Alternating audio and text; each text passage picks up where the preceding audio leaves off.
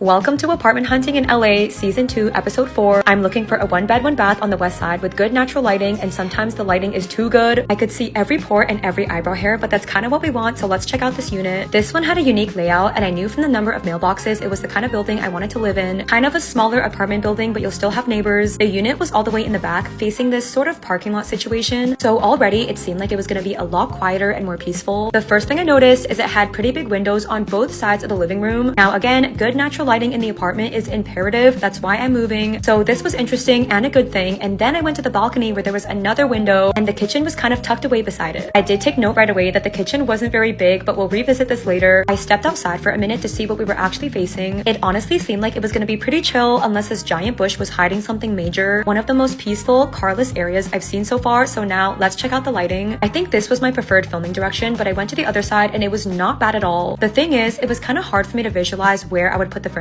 because it didn't have a typical layout. I didn't know where the couch would go or dining table. The natural lighting was very good. Again, in some cases, too good. The kitchen had a lot of good storage like drawers and cupboards, but when I really looked around, there was barely any counter space. I really tried to imagine myself cooking here, making a little matcha latte off to the side, but there was just barely any room. Moving on to the bedroom though, there was a walk-in closet. It was kind of only one-sided, but definitely better than nothing. The bedroom window view was the exact same as one of the living room windows, and at the back of the room, there was a lot of extra storage, which would be great for PR. I also love when cupboards are nice and deep like this, otherwise you can't really put boxes in them. The bathroom was a pretty good size, not the most amount of counter space. I did like that the tiling matched the kitchen, and this would do. It was definitely enough space. I also care more about having bathroom storage like these spaces, and I discovered a coat closet by the door that was decently sized. I spent a lot of time in this unit trying to decide if I could see myself living here. Ultimately, even though it checked a lot of my boxes, it just didn't quite check enough for me, so I didn't really consider this one or consider applying. But we really are so close now to finding the apartment, so follow for more.